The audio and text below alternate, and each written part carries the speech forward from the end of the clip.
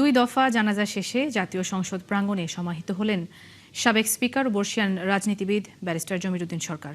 এর আগে বাদ-জোহর ধানমন্ডি তাকওয়া মসজিদে তার জানাজা অনুষ্ঠিত হয়।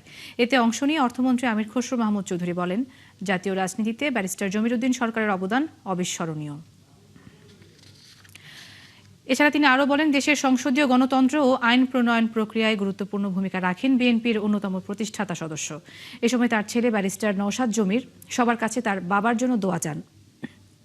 দুর্যোগপূর্ণ আবহাওয়ার কারণে তার মরদেহ নিজ এলাকা পঞ্চগড়ে নেওয়া সম্ভব না হওয়ায় দুঃখ প্রকাশ করেছেন তিনি। বার্ধক্যজনিত নানা জটিলতায় ভুগে ব্যারিস্টার জমির উদ্দিন সরকার ভোরে রাজধানীর একটি হাসপাতালে শেষ নিঃশ্বাস ত্যাগ করেন। বৈরী আবহাওয়ার কারণে সাবেক অস্থায়ী রাষ্ট্রপতি ব্যারিস্টার জমির উদ্দিন সরকারের জানাজা তার দীর্ঘদিনের কর্মস্থল সুপ্রিম কোর্ট প্রাঙ্গণে করা সম্ভব হয়নি।